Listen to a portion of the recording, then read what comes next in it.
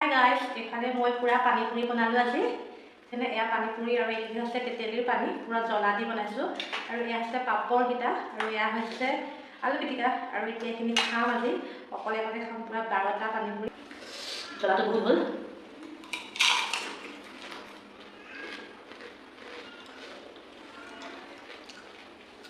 তো জ্বলা হলো সকলো টেষ্ট আছে পুৰা